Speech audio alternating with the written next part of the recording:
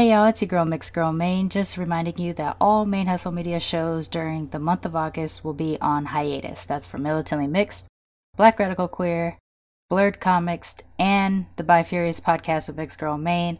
All 4 shows are on summer break until September.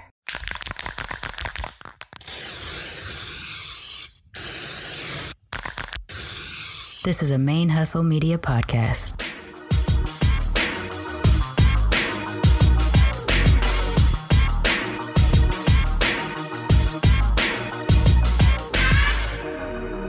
And welcome to the show.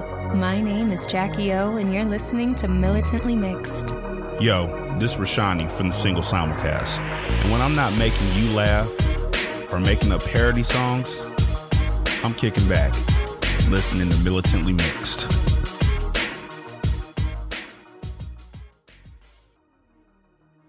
Hey y'all, it's your girl Sharmane, aka Mixed Girl Mane. And I'm just jumping on real fast to remind y'all we're still on hiatus for the month of August, but I have another rerun for y'all. This is a rerun from episode 12. Am I even allowed to claim mixed race? My guest, Gretchen Erickson. She is also a former high school classmate of mine, and she was the first person we ever spoke about white passing or white presenting on Militantly Mixed with. And as a result of this episode, a lot of other people started listening to the show. They also started to reach out to me to talk about this issue in their, how it affects them personally. So it's a pretty significant episode for Militantly Mixed, and I'm going to share it with you today. To date, it is still one of the top 3 most downloaded episodes and continually downloaded episodes since the show, or since it aired back in, I want to say maybe August or September of last year.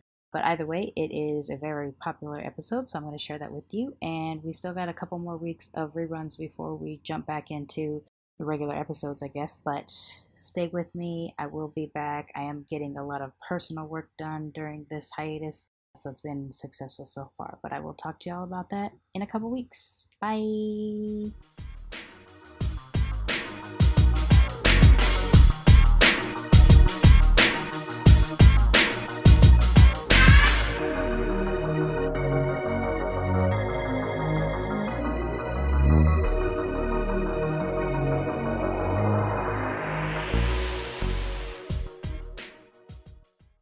And today I'm joined by, it's kind of weird. I'm joined by someone that I went to high school with, but I don't know. I knew her face, but that was pretty much it. I am joined by Gretchen Erickson. We were a grade apart. You graduated in 97? Uh-huh. Yep. And we are still kind of connected through our high school sort of alumni group on Facebook or whatever. So yeah, Gretchen, why don't you tell everybody a little bit about yourself, a little bit about your ethnic background, and let's get into it, because this is going to be a really interesting conversation today. Sure. It's funny when you first asked me what my mixed race story was, my first response in my head was, I'm not mixed, I'm a white girl. And then I thought, well, I'm a quarter Hispanic, but I'm not mixed. And then I looked over at my niece, who is here visiting. She's 11 years old and visiting my daughter, and my niece is a quarter Black. And I thought, well, she's mixed. Why don't I consider myself mixed? Yeah. And so I really had to do some soul searching before I could even answer your simple question, what's my story? And my mom was born in Peru, raised primarily in the United States. She immigrated when she was 6 and had to go through school being, English as a second language student, and at the point where she had a lot of struggles. Her and her siblings had struggles integrating into English speaking society. And so a lot of that, I don't know the exact history, but she didn't teach any of us Spanish. So our experience of being Peruvian is limited in a lot of ways. And even though I experienced it a lot more as a child, and I grow up and other things, happen, and we don't really think about, what we are when we're off living life. So, right. Especially since I am so white, and on top of that, I'm not just your average white girl. I'm super pale. I have really vibrant red hair. I have red hair. So I remember when I was in college, someone once told me, "You have red hair. There's no way you're Hispanic." And it's so weird. There are completely red Latinx people out there, red-haired Latinx people out there. Well, I mean, I'm sure as a 19, 20-year-old guy, he probably didn't have a whole lot of life experience either. So probably didn't know. Everybody has their own little world that we all kind of live in, and you shape your beliefs on that. So, so that's kind of my background. I don't know. I would say that, when I clicked on your picture after you and I started chatting back and forth, I did remember your face as soon as I saw you, but I couldn't place if we had known each other or if we had interacted much. But I did think, I know you were saying you kind of struggled with the idea of whether or not you got to be able to claim mixedness, but I saw a face that looked like there was something else behind, like there was another story behind your face. And there's a weird way of saying it, I don't know. But it really clicked into view when you sent me the photos of your mother's family. You look, I think you favor your mom a little, but you favor your grandmother quite a bit. I don't know if you even have noticed that, but you actually have really similar features to your Peruvian grandmother. Oh, bless your heart. She was gorgeous. That was a beautiful photo. That it was just a passport photo that you sent me. Yeah. I wish I had she was passport beautiful. Photo like that. She looked like one of those like 1930s sirens, like the movie actresses. That was a really, really beautiful photo, which we'll share on our Instagram picture. Thank you for saying that, because I don't see it, I guess. But just a face can I grow up with. It's hard to see yourself objectively, right? Yeah, maybe. I mean, I see my dad's face. Like I'm a girl version of my dad. Like I do have almond eyes like my mom, and I definitely have a skin tone that's closer to my mom. But if you compare my face to my father's face, I just need a darker skin and curly hair, and I would be him pretty much. But yeah, like I think you tend to be, and I think you tend to be a little bit more critical of yourself. And if you're already coming from a place where you feel that because culturally you didn't get exposed quite as much to your Peruvian side, maybe you're just like, yeah, I am just a white girl or something when you see yourself. I don't know. So I don't know if you asked me a little bit more. I can share kind of like my childhood. What exposure I had. So early childhood, my family was we were closer to my mom's side. As far as activities and get-togethers. My mom came from a big family. She was second of 6 children, and they all lived close by. So we always had family get-togethers. There was always lots of people, lots of food, and lots of Spanish. So everybody was kind of involved with each other's lives. Everybody was big and loud. I remember one time when I want to say between 3rd and 4th grade, we had a foreign exchange student from Japan. And I want to say it was like on the way home from picking her up from the airport, we stopped by my grandmother's apartment, and there was like a family get together. So this poor Japanese girl didn't even know us, and she gets thrown into this Hispanic party, and everybody's giving her hugs. Oh no! I mean, that's what you do. As a stranger, you're somebody you meet, and you give hugs. Oh, that's what you guys do. That's not what we do. We are not a huggy people.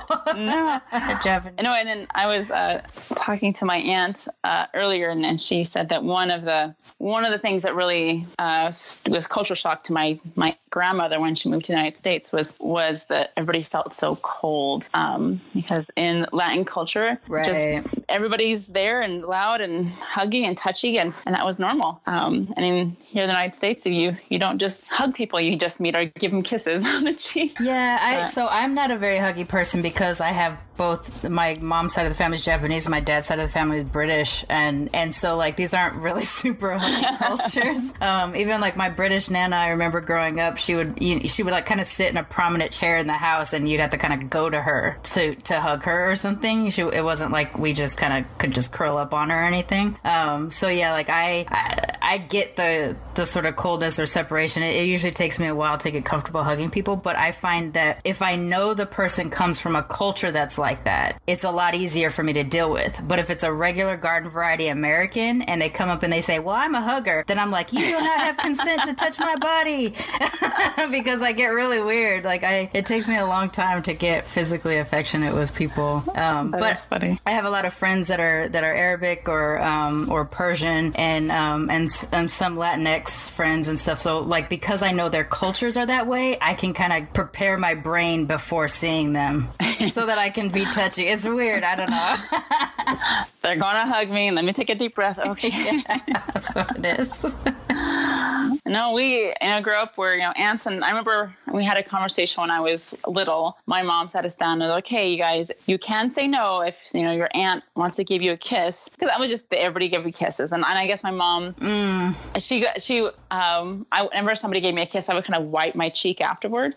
And she was just, if you don't want to kiss, just say you don't want to kiss. I'm like, I don't mind the kiss. It just gets wet, but So we had a whole little lesson. Okay, you guys, if you don't want to kiss, just say no. It's okay, which is nice. Give me a little consent talk. And right. Before that was really a thing. Yeah. But yeah, that was just normal. Hugs and kisses all around. You see people. But we'd also, I grew up hearing Spanish all the time, especially at family parties and such. My grandmother gave us all Spanish nicknames. I was Gretchencita, and there was Michelita and Miguelito, and that's just how she, Spanish-fied all of our names. And, so it was nice hearing that and eating the wonderful Hispanic food. Peruvian food is, really spicy and rich. And I know I'm biased, but it's the best food. Yeah.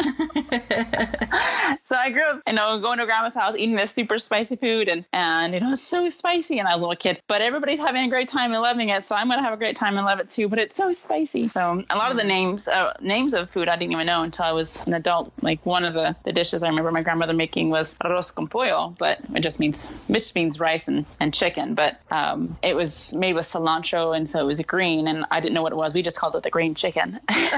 That's cute. So we still, in our house, we're having green chicken, and anyway, it's funny. That's cute. So did you pick up some of the recipes? Like, do you incorporate it in your food with your family now? So yeah, now I do. And I don't know, in a way, it's kind of how I'm able to kind of reclaim that heritage a little bit.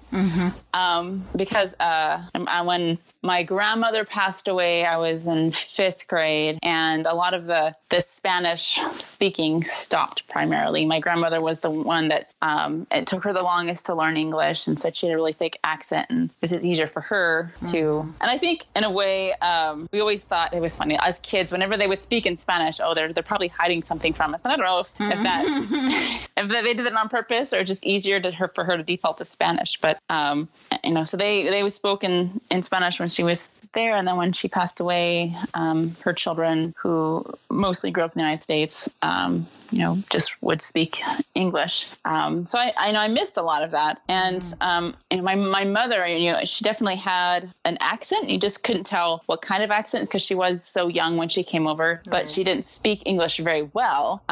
She just had bad syntax and whatever. And people often asked her if she was from New York City, which I thought was really funny. Oh, funny. But since she didn't speak, didn't learn Spanish in school or anything, she also spoke Spanish poorly. So just never really had a master of either language. That's interesting because she was so young when she got here. About what year was that? Do you know? 59, I would say, because if she was 6, maybe 58, she was 6 years old. Was leaving Peru around the time that there was a huge influx of Japanese that were immigrating to Peru. So I was curious if maybe you had some Japanese mixed in your, I know we talked about your ethnic heritage and what you discovered through DNA and all that kind of stuff, but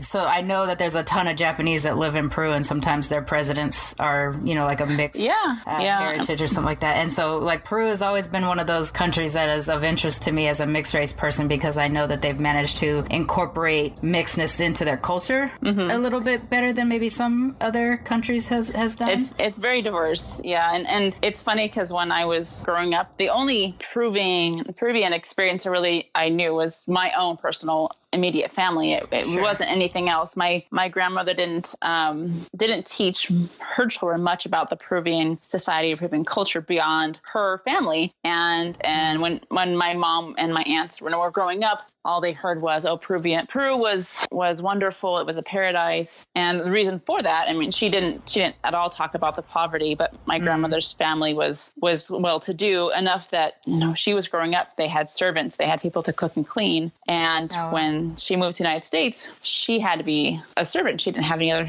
skills. So it was hard on her moving to the United States. And she thought she had kind of got the jackpot. My grandfather, her husband, he was born in Peru, was a Peruvian citizen, but his ancestry was mostly European, and he was raised a lot of his childhood in the United States. So he was fluent in English and Spanish, and according to my aunt, he never had an accent in either language. So she thought it was great marrying, for all intents and purposes, an American. But then when she got to the United States, it didn't quite live up to what she expected. So that's how you become a quarter, because your grandfather is Peruvian, but European mostly heritage-wise. Yeah. So, DNA, we did the DNA test and proved that I'm a quarter Peruvian, which is like half of that is Native American and half of that is Spanish. So the combination is the quarter. And then I'm assuming in the rest of my heritage, I had I want to say 6% Turkish, and that might have been him too. I have to ask my aunt if she had Turkish blood in her. I know she had hers done, which would make sense because my grandfather, he did have a look that wasn't just, Northern European type. Right. So if he was a quarter Turkish or something, that would make sense, but I'm not sure. But everything else, mostly just European. Right. Yeah. So, my parents, my mom, she, like I said, had a hard time learning the language growing up. She was considered the smart one of the family because she would get C's in school and everybody else would fail because they just didn't know the language. It took a long time. And the teachers at school told the kids to stop speaking Spanish at home. So there was and I guess that was normal in the 60s, that they're just there was not as much care to allow families to keep their cultures. Well, I feel like it was a combination of either, racism wanting to drown out the cultures and all of those kind of stuff, steal the language, steal the culture of other people, or it's just flat out, they really were ignorant and believed that it was hard for people's brains to grasp multiple languages. Because that's what they told my grandmother when she came to the States. She was a military bride, and so they had classes for all of the immigrant wives to Americanize them. And part of what they did, so they were taught to cook a certain way, they were taught to speak a certain way, they were taught to be, be more American. Yeah, be more American, but in this kind of way. Yeah, but be in this kind of way where you were subservient to your military spouse. And then part of that was also this fear that they drove into them to say, don't teach your kids Japanese. It's bad enough they're half-breeds. You don't want to confuse their brain. And so that fear, whatever that was, however intense they expressed that to my grandmother, she continued that fear throughout, even as I grow up and I come of age where I'm like, speak Japanese to me. Even then, it was a real struggle to get her to actually engage with Japanese. There was some words we knew growing up, and there's some words I know in Japanese before I knew in English, and so in those cases I still translate that in my brain to speak English, even though English is my natural language. But it was a real fear, and it wasn't until I was in my 30s, which I think I've said before on another episode, that where I made enough of an effort that I could kind of have a whole conversation, with a few sentences, and she was impressed by that point that she spoke back to me. But other than that, it was she would teach me a word but not a sentence or something like that, because she didn't want anybody to know. And it was always, don't say this in front of other people. Don't let other people know. So I think there was something in the culture at the time that was, I think it had to do with racism, certainly, but maybe also an ignorance into thinking that somehow our brains weren't going to be able to handle multiple languages as children. I think a lot of it too was seeing it was hard on the kids and wanting to shield them as much as possible from that. And so encouraging them to assimilate, I guess. And my mom's, like I said, since she didn't speak the greatest of Spanish, she didn't have much incentive to teach us. Sure. And of course, she married a white man. My dad didn't know Spanish either. He said he tried learning, but my mom didn't want to really help him. I don't know. It wasn't important to her. And my grandmother liked my dad because he was white. He had blonde hair, blue eyes. But it's so similar. It just, you say things like that, and it's I can see it in my own family. It's the blonde hair, blue eye was this quintessential American that everybody wanted. All the immigrant side wanted. It's so weird. But she would brag to her sister, and look at my grandchildren, look how white they are. Wow. and my mom's cousins and their kids, depending on who they married, were very dark looking. And I remember, I don't know why I didn't think about it a lot, but I remember they look a lot darker. But a kid, you don't attribute that. My mom's cousin married a Hispanic man. I don't know what his heritage was, but he was a dark Hispanic man, and so their kids are dark, and so these are my second cousins, but they look Hispanic. They are Hispanic. They are Peruvian. My sister even says, when she was growing up, my sister was the oldest, and so they would have get-togethers for the older kids and extended cousins and whatnot. And she could say she called it going to the Peruvian parties, where she was like the white girl. and it wasn't like these are all my close family members, because we didn't know them too well. And they lived in the Bay Area. We lived in Sacramento. But we didn't feel like we fit in. They knew Spanish. They looked Hispanic. We looked white. We didn't know it. Yeah. Yeah. So I do want to kind of, you brought up the thing about your grandmother praising the whiter children. So I do kind of want to talk to you a little bit about colorism, because that is a huge thing with all people of color, but in particular, Latinx world tends to do colorism in a very kind of special way. So I kind of get into it too. But I also wanted to ask you, for you personally, not kind of in the grand scheme of the world, but for you personally, is there a reason why you say Hispanic versus Latin or Latinx? That's just how my mom always phrased it, I guess. And I was never taught Latina, and it means the same thing, I guess, in my brain. But that's how my mom phrased it. We are Hispanic. I'm only asked because I know that only recently has it started to become a thing where people will stop some people, and say, hey, this is what we say, or this is what we say. And I always want to know the difference for people to kind of understand it and conceptualize of it for myself. And I guess what's kind of the arc of this whole story is that my understanding of all the Latin culture is a very small experience. Right. It's just my family's experience. So how other Latin people, how they self-identify, I'm not involved in those cultures, those worlds. I haven't connected with that. So. Right. And that probably plays too into that conversation that we were having about you feeling whether or not you had rights to claim your mixed heritage or be sort of basically out of the closet about being mixed. Well, and it's funny because I when I was growing up, and my mom would always say things like, make sure you write down on those little forms, when they pass out, what's your heritage on forms at school or whatever, applying for a job, what's your background? And she'd always say, write down that you're Hispanic. So I would, and I did. But as I got older and got to see kind of more why those questions are asked and making sure people are having diversity. I don't know. I guess I felt disingenuous. I don't present as somebody who's Hispanic. I don't want people to get credit for being diverse. Yeah, I get what you're saying. Yeah. For hiring somebody who's Hispanic because they wouldn't know that.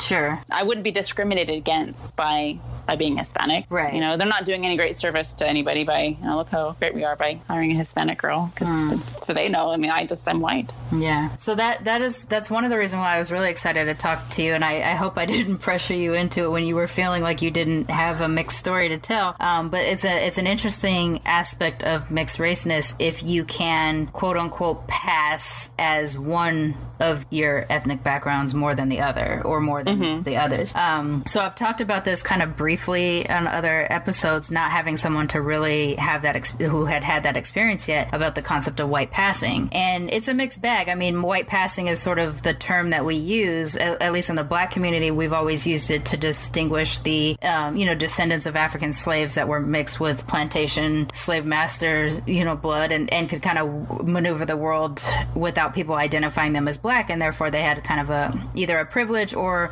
they were able to hide and get out of bad situations. Nowadays, I don't know if that word is or if that phrase is considered as comfortable, for people. I actually did have somebody tweet me or send me a private message on Twitter saying that she hated the term, and it seemed to be kind of a thing that where she was trying to tell me that she never benefited from white passing and all this other kind of stuff. But the more that I read her explanation to me, the more that it seemed clear that she didn't actually kind of fit in the white passing category. Whereas like with you, I think you used white presenting. Is that what you were saying to me? Either one. I mean, I don't know. So like in you, if at a glance you look at you do see a pale-skinned, red-headed woman, and you probably don't go any further. Someone like me, who is always trying to figure out, what other, like, is kind of sniff out mixedness everywhere that I can, I probably would have missed you too until I stopped to pay attention. And like when I looked at your picture, I was trying to find it, and I was like, oh yeah, she doesn't look like just a,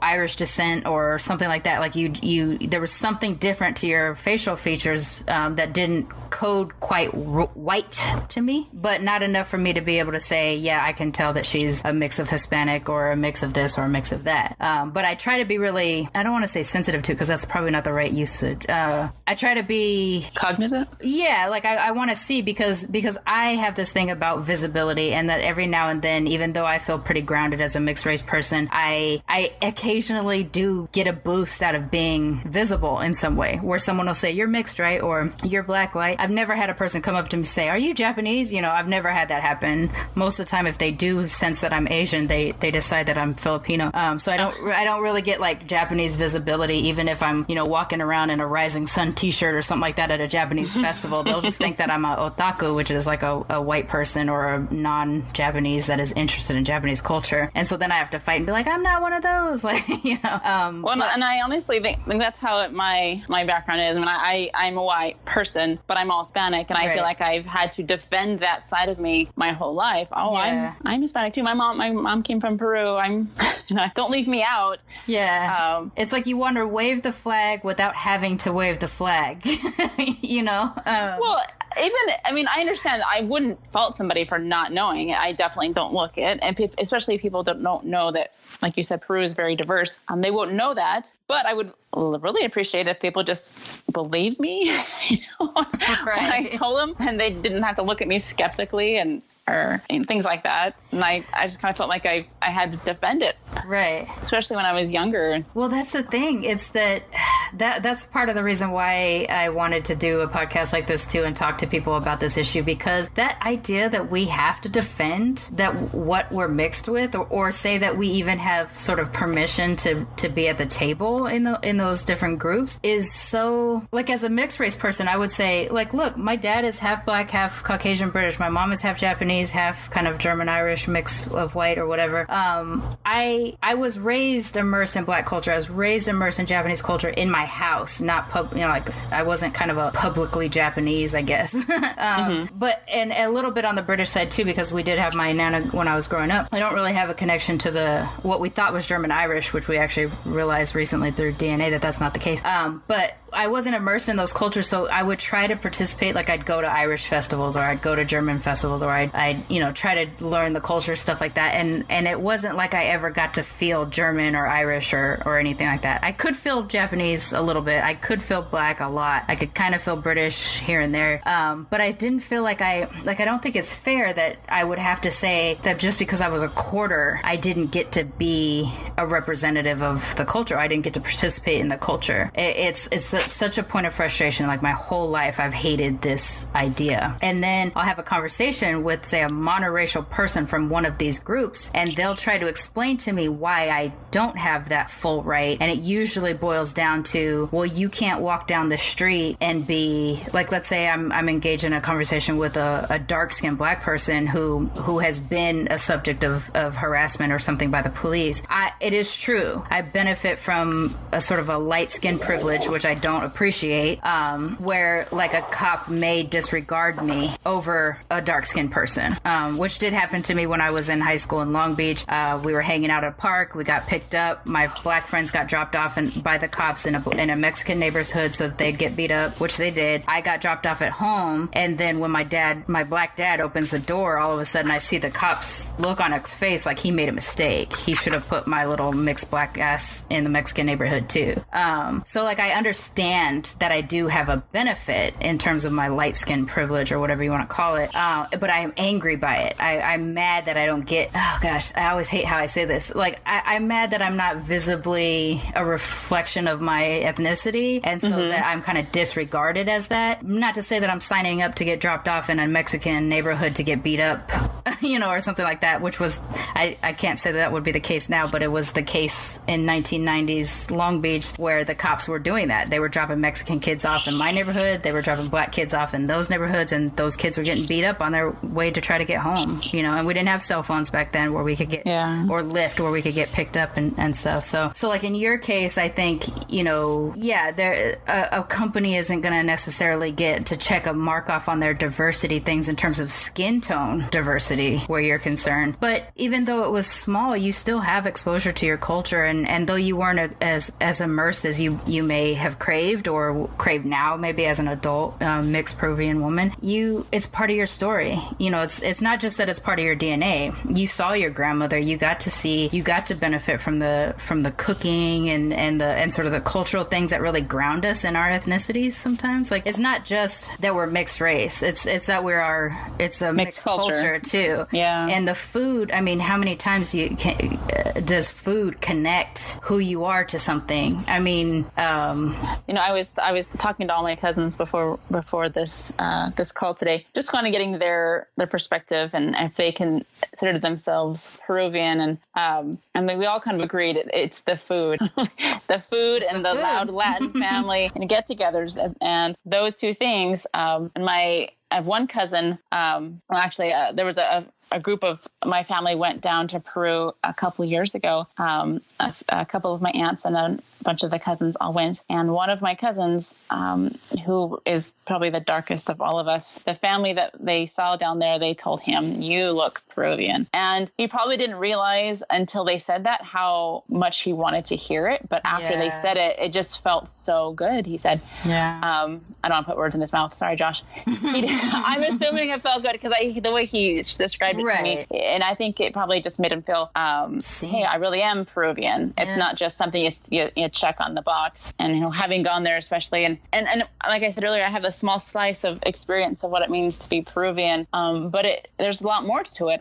When I was in high school, there was I want to say an foreign exchange student or somebody who was from Peru. And when I first heard that, I went to see her. Oh, this new person at school. And she was very dark. And I didn't realize because the only Peruvians I knew were white, like my grandmother. Yeah. And she was very dark. And there was a whole different side of Peru that I don't know about. Mm-hmm. I didn't experience it all. So, I mean, it's neat now as an adult. I'm able to kind of reconnect with my culture through food, but also I give my children a little bit more experience. You know, I tell them that we're Peruvian. My daughter had to do something about, you know, her background at school a couple years ago. Oh, nice. And she wanted to look up our German ancestry. And I said, "You're more Peruvian than you are German." Mm. And so we looked up some of the traditional clothing that women wear there, and we printed out some things, and we learned, you know, a little bit more about the culture. We bought a children's book about a cat that gets lost in Peru, and they visits these landmarks there, and it was really neat learning about it kind of with her, and it's something that we connect to because, you know, you tell her your grandmother's from Peru, and she gets a kick out of that. I think it's really neat. Yeah. And so we able to kind of go through and look at pictures and see, yes, we don't look Hispanic, but your grandma did. Your great grandma did. Yeah. I the story you just told about your cousin, like that is, I'm telling you, that is the thing that I hear so often. It's just that weird validation that you need sometimes, and sometimes you don't even know that you need it. You just, like, someone walks up to you randomly. Like for me, it's usually on the black side where I walk into a building and a black person that's working in the building will say something like, "Hey, little sis," and it's nothing. They're not saying you look black. They're not saying anything like that, but it's just a code within our culture that we would refer to people as brother or sister or auntie, uncle. it's the acknowledgement. It's the acknowledge, yeah. And so it's just that little brief moment that they said they don't know how much of me is black, but they knew enough in that moment from seeing me that I was. And so I just get this little boost for the day, you know, of like, I got seen today. And it's something that like a monoracial person, I mean, it's not like there aren't things that a monoracial person would have that a similar experience, like, oh, I see you as an artist, or I see you as this or whatever. But when we all have to deal with this identity crisis thing that when we're growing up. But if you tack on top of your identity crisis, also you don't look like anything that you're mixed with. Yeah. You know, and you're just like, well, what am I? What group do I go to? Who do I join when I feel like I need to be around people that are like me? Mm-hmm. And I think, you know, white people have a unique experience in that they don't have to use their race necessarily as a way to bond. They can bond through geekery, you know, or you know, some kind of thing that they're really interested in, hunting, guns, you know, whatever. Like there's all these different things, and we can do it and too. There are cultures within, you know, even American culture. Mm-hmm. There are cultures, like you said, the geek culture. There's other ways that people connect, and you know, being an ethnic minority, that's an easy way to connect with somebody because there aren't that many. And hey, I'm involved in that group, and people get involved with other groups, whether it's media type cultures, people that love sci-fi, or you know, it's religion cultures where other things tie people together. And then I think people have these different worlds that we gravitate towards, and you know, and ethnic one is easy. And I can imagine, like my brother went to Switzerland for like 10, 11 months.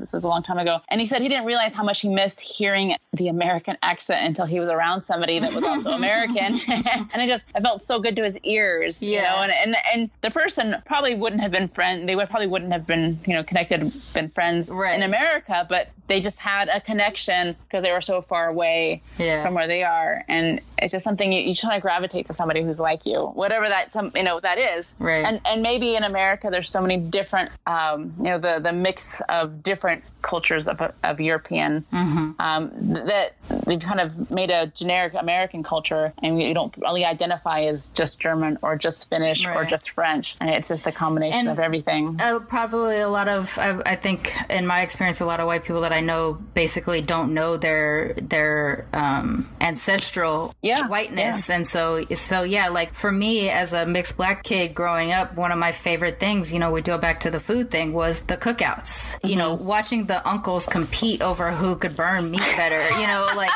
the playing dominoes and you know, hearing the slam of the domino to the table and someone yelling bone. Like there's just these things, these sounds of my childhood that I don't have as much access to now in my sort of small world where I'm pretty much in my apartment all day long. You know, those things that kind of connect you to your family and to your culture, but when you're a mixed race person, it really connects you to your ethnic background too. And when we sit here, like the problem with trying to connect with people through something like geekery or you know, some sort of other interest hunting, whatever, is that we are always also singled out again even within that subculture as ethnicity. So no matter what, you know, we have you tend to gravitate towards your ethnic groups with people that you look like because there's a comfort in it. But if you tack on, like, you know, I'm a black geek. I like comic books. I have grown up reading comic books since I was little. A combination of issues are in my way there. I'm a person of color in comic book geekery. I'm also a woman, which is unusual, or at least they claim it's unusual. I know a ton of girls that are like me, or, you know, that were like me growing up even too, but we don't get credit for it. And so we're always this sort of unique or fetishized thing when we go into these other subcultures. And so you end up kind of bouncing back to the ethnic thing again. And then and it's that one thing that you can't really, I mean,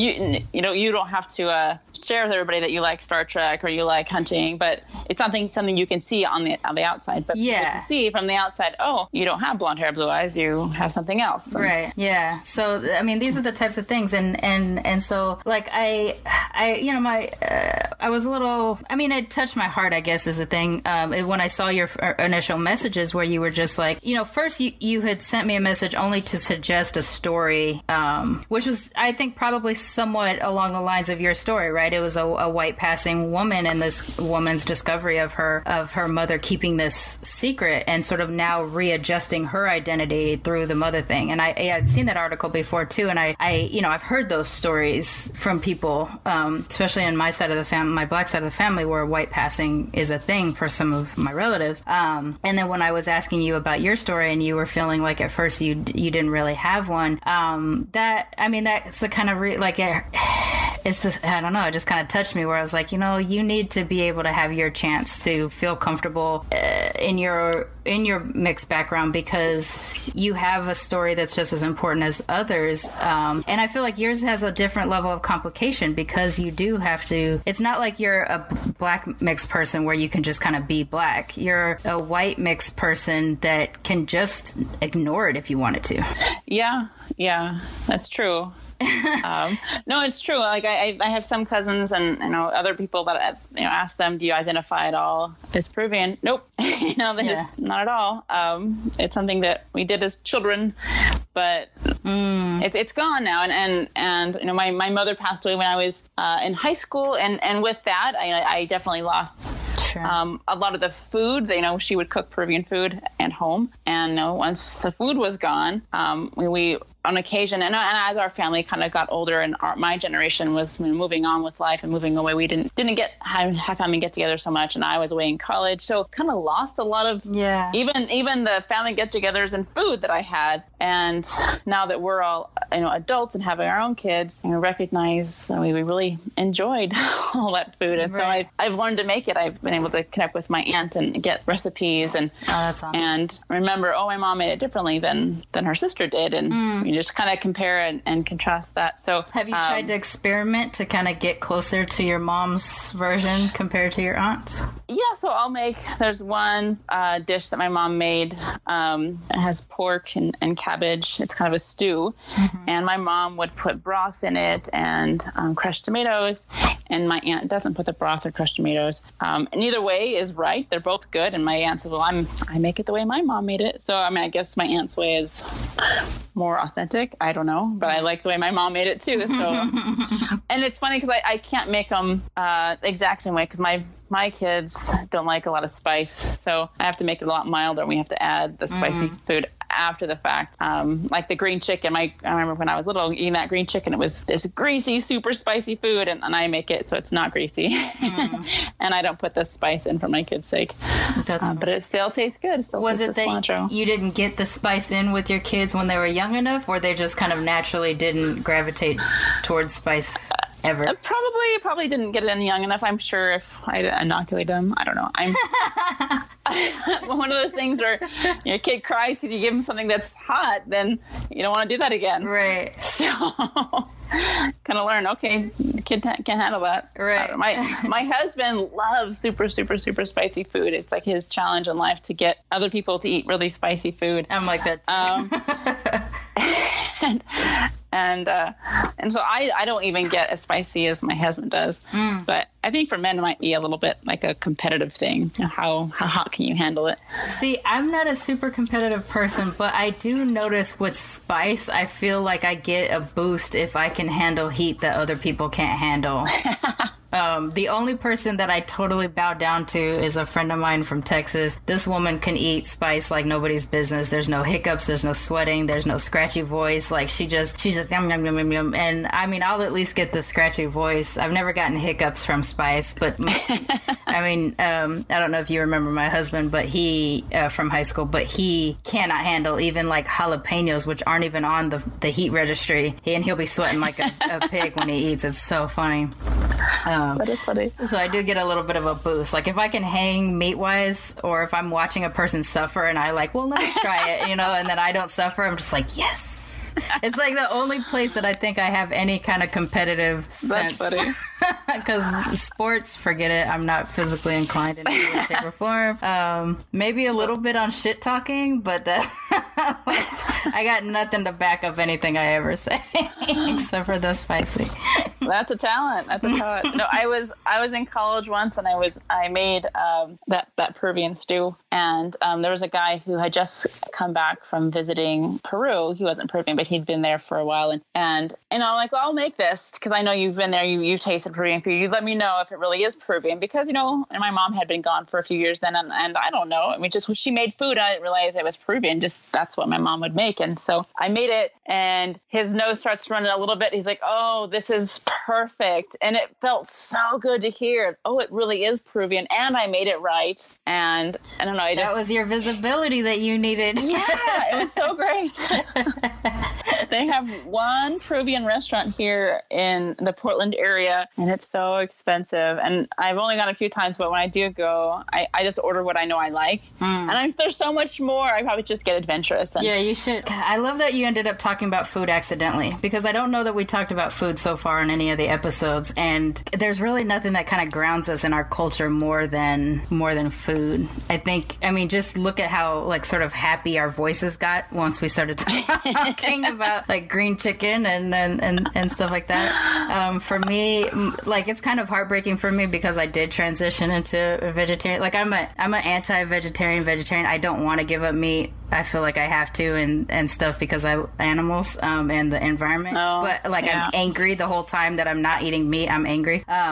So what I feel like I will miss now is that cookout thing. Yeah. Like I won't get the joy of like my one uncle trying to just like open a 50-pound can of baked beans and just plopping it on the grill, while other people say that's stupid and you're supposed to have slow cooked it for days before. Like this kind of stuff, this food stuff that kind of connects me to the culture. And with Japanese, my favorite thing was Japanese New Year's, where we would have this like walk on the center of the table, and we'd be throwing food in for ingredients and for sukiyaki, which one non-Japanese waitress in a restaurant corrected me once and told me it was called sukiyaki. It's not.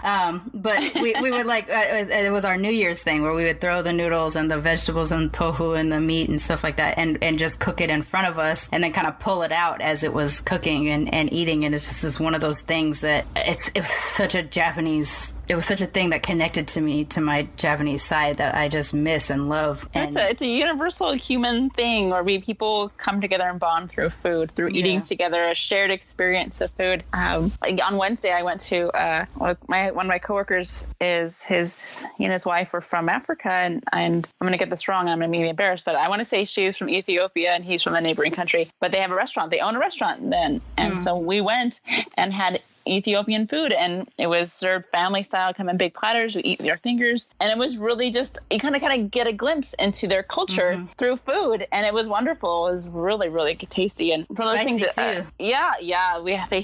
He gave us some of the milder dishes, but he brought out a couple of the spicier things and said, "Okay, try this if you like it." And we were like, "Yep, that's really spicy." How'd your husband handle the spice? Was he like bringing? More? It was a work thing, so he wasn't there. Oh, okay. Oh yeah, whenever we go out, he'll get whatever is the spiciest on the menu, and they kind of give him the look, are you sure? And he always handles it. I don't think he's ever gotten to the point where it was too much for him. He loves the spicy food. I used to live in Boston, and there's this place there, a chicken wing place, and I can't think of the name right now, but they have a competition. Like they have all the hottest kinds of peppers on their chicken wings, and if you the challenge is that you eat through your whole order without asking for a 50-50 creamsicle. If you ask for the creamsicle, the entire restaurant is basically supposed to point you out and call you a bitch, which is like goofy. But see, what made me mad about that is that I would want to eat the hottest chicken wings, but at the same time, I really love creamsicles. Like I wouldn't be taking the creamsicle because I couldn't handle the spice. I'm just like, well, can I have one? I'll have it first, so it won't count. I know. Yeah, that actually would have been a good idea. I could have it first. Yeah, he loves those types of competitions. They had one at Buffalo Wild Wings, where if you eat their hottest thing within like a minute, then you get the privilege of buying the T-shirt that said that you. Oh, you get the privilege to buy the T-shirt. Well, nice. Yes. That said that you beat the challenge or whatever. I'm like, all that so you can buy a T-shirt. Right. But he had fun. That's cute. He had fun. All right, let's talk a little bit about sort sort of, well, I mean, you tell me if you want to talk about this. We don't have to, but if it's cool. So just in the few days since you and I have been interacting, and you've been kind of, it's probably been on your mind more than it had been up until then. With our conversations and everything, how are you feeling now about whether or not you have access to claim your culture? I know I'm still a little bit torn, I guess. I mean, I guess because I don't have a traditional Peruvian experience. I don't know all of the traditional Peruvian customs. I can claim my own family's Hispanic experience. Sure. And claim that. And like right now, I work for international company, and I'm often on the phone with people in Latin America, or they'll come up for meetings or something, and hearing their accents feels good, if that makes sense. It just feels like home. And especially when we do meet in person, because they're huggy, and it's nice that we can do that. And we just know each other over the phone, but when we see each other in person, you give them a hug. So I guess I claim that part of it, and I guess I don't feel as indignant that I need to prove it. I could just say this is what it is. And just who you and are. I've always been like excited. Oh, I'm Hispanic too. But I don't know. I remember there was an incident in college where I decided I'm not going to be claiming that heritage. And I was in a school that didn't have a lot of diversity, and they were having some type of a support group get together where people were going to share their experiences at the school and whether or not the school was doing enough to help them and being diverse and whatnot. And all these people were sharing, with roommates, conflicts or whatever. And I look around and I'm like, I am the white girl here. And I don't have any experience like that, because no one comes up to me and says, whatever thing you happened in your childhood didn't happen. But I didn't have anything to contribute, and I realized I'm a fraud. That's how I felt. I'm a fraud. That's how you felt. And I just didn't think it was just disingenuous to tell people that I could relate to that experience, just because my mom came from Peru, especially since she wasn't very dark. Right. Well, that's an interesting point, though. There's this comic. I'll look at it while we're talking. He's half Mexican, half white guy. I think he grew up in Utah or something like that, and he drew like a comic strip for the internet that is circled around, and it's about the difference between Latino and Hispanic or whatever. And there's a section of it where he says it's a little drawing of him as a little kid and his grandmother, and he says, I speak Spanish, so I'm Mexican. And his grandma corrects him and says, you're not Mexican. And he goes, but I am. And she explains that that because he wasn't born there, like from her point of view, he wasn't born there, and so he was. So he's American. Yeah, but he feels like he's been in Mexico quite a bit. He speaks Spanish. His mother's Mexican. He at least kind of gravitated in that way. And then I think you go further on in the comic, and he says something about like, I've been to more places in Latin America than I've been in like cities in America, and so it is very much a part of his identity. But it's sort of him kind of trying to come to terms with whether or not he gets to be Hispanic Mexican or Latin, and I guess Hispanic being kind of coming from a Spanish-speaking country, versus what now people are saying as Latin to be sort of the all-encompassing people of Spanish heritage spread out throughout the world. I guess was sort of like how he was breaking it down. It's kind of also why I asked the question for you, because with you not being as exposed to your Peruvian culture throughout your entire life, I wondered if it was kind of like you said, that's how my mother described it. That was sort of my understanding of what we were. And it's still accurate. Your mother comes from a Spanish-speaking country, and therefore she is Hispanic. It's part of her language. It's part of her culture. But you have a very, like, your family blood at least has a very Latinx experience, in that you have a mix of the Native American and the Spanish and the European, and it's all kind of rolled together into what became your grandmother, and then your mom, and then you and your children.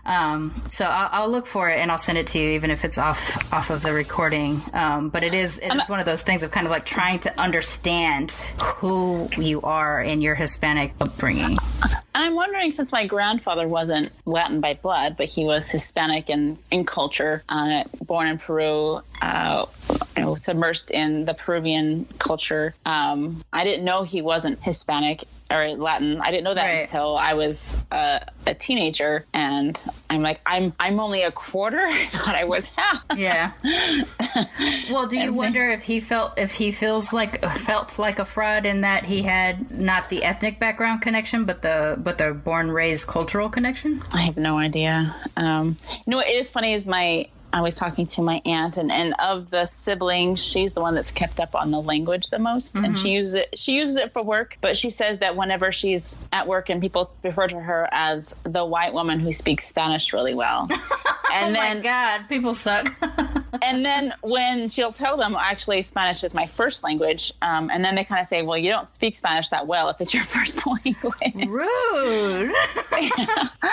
So, I mean, she says she doesn't even consider herself very Hispanic because she doesn't have a mastery of the language. And there's a big part, she recognizes a big part of the culture that she's never really been involved in. And when she went to Peru, she's been to Peru a couple times as an adult, and she realized, oh, wow, this is much different than, again, our family's culture of what being Peru was. And don't look at, you don't have that same shared experience. It's hard to feel like you're part of the group. Yeah, I mean, that's pretty much the thing about being mixed. I swear, like, it's the things that you're saying, I keep being kind of awed by the fact that you have felt like you didn't have a mixed race story, because all the things you're saying is the exact same things that I hear with everybody that I talk to. It's this, you have the same, you struggle in the same way. You just happen to have white skin. That's it.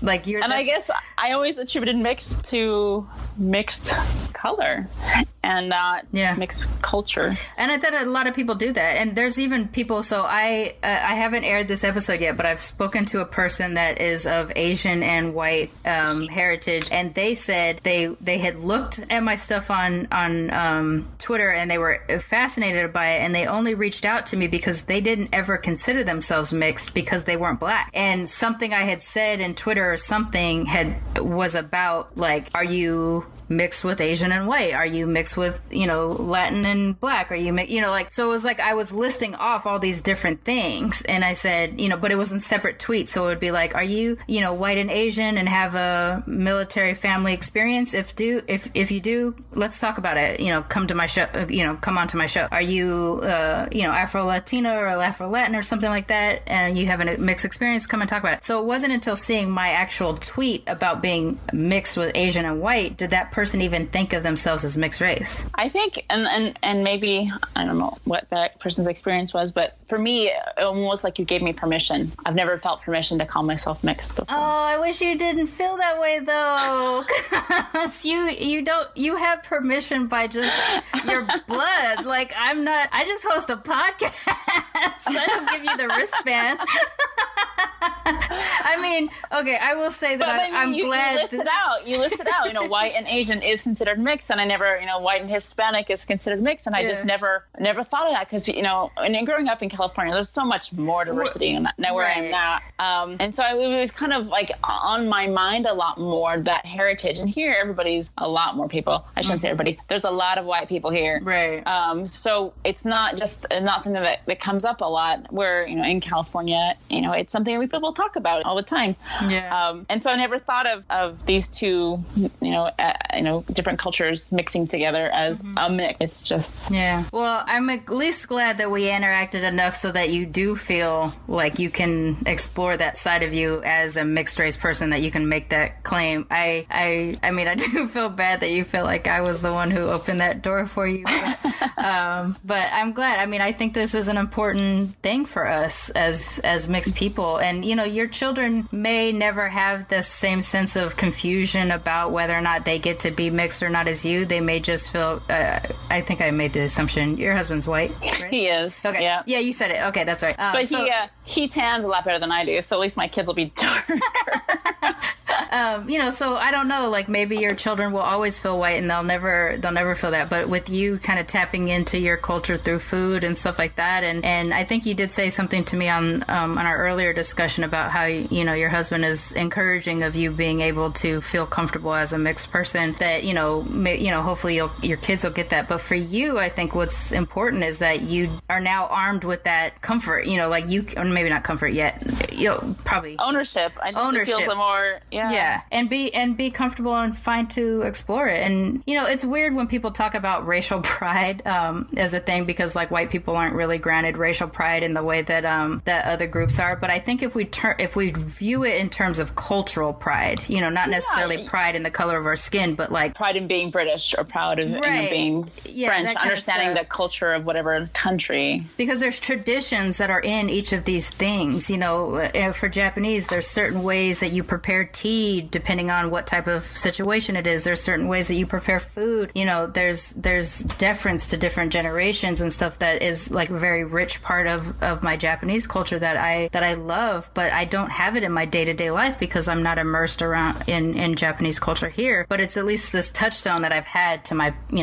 my childhood and my past. Same with the black side of the family. There's a ton of stuff that is just like traditionally black that when you have those experiences, you're just grounded in your blackness and it feels really good, and you have a sense of pride about it. And with you, through food, probably more than anything, you have that too. When you cook your green chicken, you're connected to your mom, you're connected to your grandmother, and they're there. Their presence is kind of with you when you're kind of going through that, and to feel comfortable like you have that background is great. Yeah, like it's a wonderful with part food and the smells. It really brings back the memories. They always say that olfactory brings back memories. So I do. I cook that green chicken and I smell my grandma's house. Yeah, I like that you brought up the smell too, because smell is a big thing for me also. You don't think about it until it hits, right? Yeah. So for me, something that really reminds me, and actually it's a shared thing with my husband too, because he grew up in England. He's not British, but he grew up in England through the military. And Christmas time, there's oranges with cloves stuck in them. Oh. And so like, I don't know why we do it, but whatever, it's out there.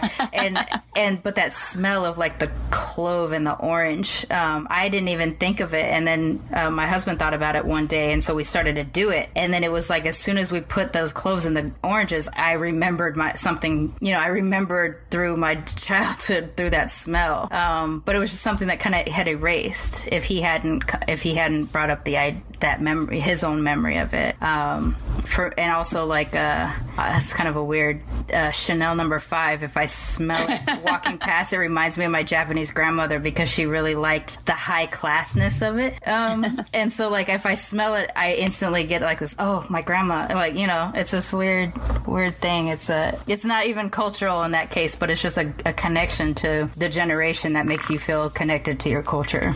Yeah, I guess. Yeah, I love that. I didn't even realize it was cilantro that I was missing so much until I had a roommate that was making salsa one day, and I was like, oh my gosh, that smell, and it just brought it all back. I'm like, I've got to learn how to make that chicken, and that's what it reminded. It was she was making salsa, but it was the cilantro that I gravitated towards, and I think I was probably a senior or junior in college. I think that's when I really started like, okay, I need to start learning how to make some of these dishes because I miss it. I really do, and I learned slowly. Some things I haven't quite mastered, and some things it's hard to get the ingredients for. I remember at one time I was trying to find a spicy paste called ají amarillo, which just means yellow pepper. But I called I want to say it was like a Mexican shop. Maybe they'll have it. And they looked at me like I was an idiot. No, that's it's like we don't all use the same Peruvian spices. I was like, it's a long shot. I'll call. I'm not going to drive out there. But I called, and no, they didn't have that. My aunt, when she comes up, she from Sacramento, she'll come up and occasionally, and we'll have a bunch of Peruvian food, and she'll bring it all. She knows where to get the stuff, and she makes us these spicy shish kebabs and other things, and we all just have our little loud Latin family. That's awesome. Parties. Well, hopefully, if we have any Peruvian or mixed Peruvian listeners, they'll be able to tweet at me and let me know how to get that yellow pepper stuff so that you can. we can order online. I know how to get. Yeah, I know how to get it. Okay. When it's last minute, though, you don't want to wait for Amazon. Right. But.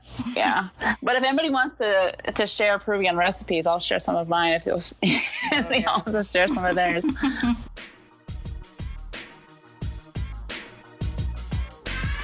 Militantly Mixed is a ManeHustle media podcast, produced and hosted by me, Sharmane Fury. Music is by David Bogan the One.